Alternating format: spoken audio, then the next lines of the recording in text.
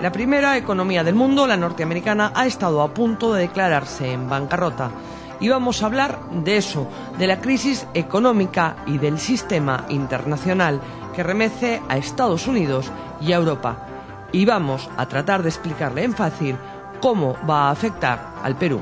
Ya no podemos seguir manteniendo el 9% de crecimiento de los últimos años. Vamos a crecer 6, 6,5 y quizás... Por todo esto que está sucediendo. Por toda esta incertidumbre mundial y quizás el año que 2012 crecer 6 o de repente un poquito menos.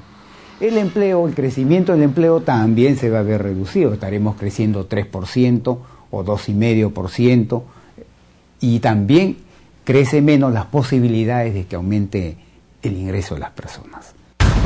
Para entender esta nueva crisis económica mundial tenemos que remontarnos como poco al 2008. Ahí se originó todo o casi todo. En septiembre de ese año en Estados Unidos estalló la llamada crisis del sistema financiero, producida en parte por la burbuja inmobiliaria. We are in the midst of a serious financial crisis. Para salvar a los bancos que durante décadas prestaron dinero irresponsablemente, los gobiernos tuvieron que gastar millonadas.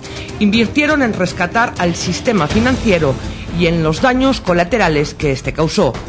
Esto es lo que ahora está pasando factura. Los estados están más endeudados que nunca, no tienen dinero y además no fueron y siguen sin ser capaces de aplicar medidas para sanear sus economías. Estos países, Estados Unidos a la cabeza, empezaron a endeudarse de manera significativa. ¿Cómo se mide el tamaño de la deuda? Se tiende a medir para poder equiparar a los países como un porcentaje del PBI. Decir que un país tiene una deuda de 100%, equivalente al 100% de su PBI, es una cifra muy elevada. Significa que la deuda debe tanto como lo que ingresa. Como lo que produce el país al año, ¿correcto? Muchos países, Estados Unidos, Italia, España, etcétera, etcétera, tienen deudas públicas equivalentes a alrededor de 80, 100, 120% de su PBI. Nunca antes lo habían tenido en su historia.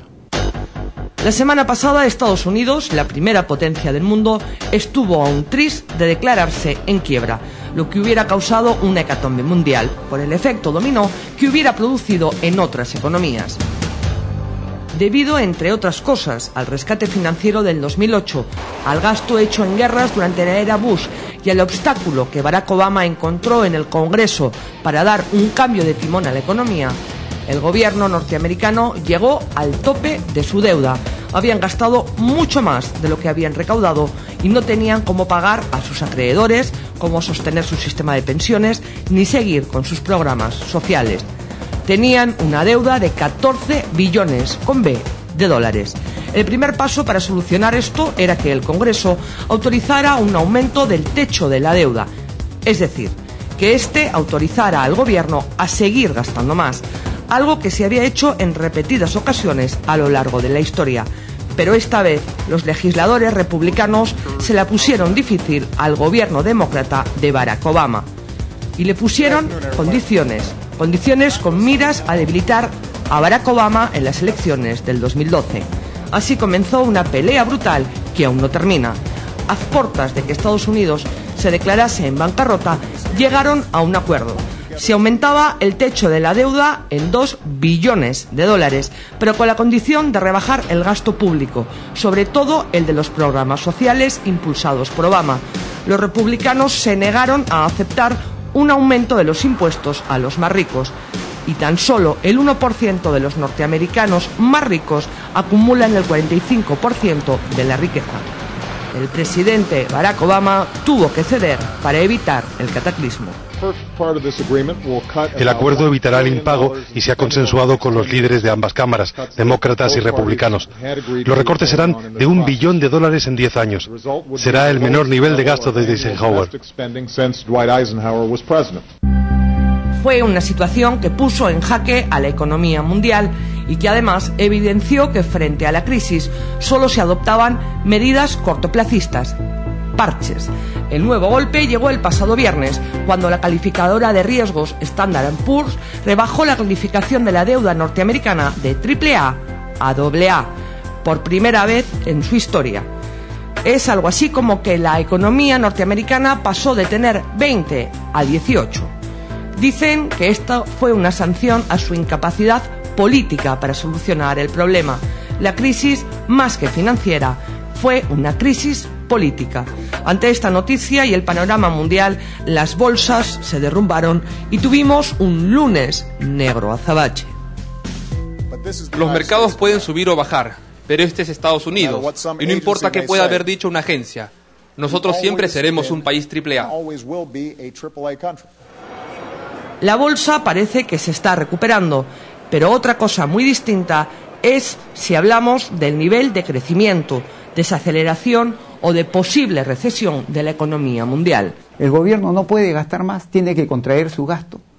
Y el sector privado, personas y empresas, tampoco pueden gastar más, estén contrayendo su gasto. Porque tienen muchas deudas. Porque tienen muchas deudas, ambos. Entonces, ¿quién gasta? Y como no hay mucho gasto, la economía crece poquito. Esta crisis está siendo incubada en gran medida por una incertidumbre que la producen no tanto los fundamentos económicos, sino la capacidad de los gobiernos y de sus sectores políticos de manejar apropiadamente la salida de esto.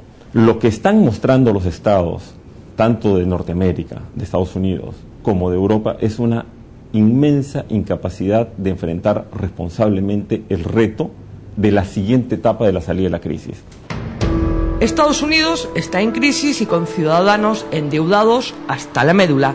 Europa está en crisis y con ciudadanos cada vez más indignados porque sienten que ellos pagan las consecuencias, mientras que los que originaron la crisis siguen con sus privilegios. España, Grecia, Inglaterra, Francia. A esto se suma que las economías emergentes, que han sido el motor de la recuperación económica, están ahora sobrecalentadas y con riesgo de inflación, por lo que tendrán que bajar su ritmo de crecimiento en los próximos años, como sería el caso de China. El mejor escenario es que la economía mundial se desacelere, que crezca menos. El peor escenario en esta crisis de gobiernos y ante tanta incertidumbre es que se caiga en recesión. Y en medio de todo esto está el Perú, que definitivamente el próximo año bajará su nivel de crecimiento. El primer impacto se puede sentir en la creación o en la calidad del empleo.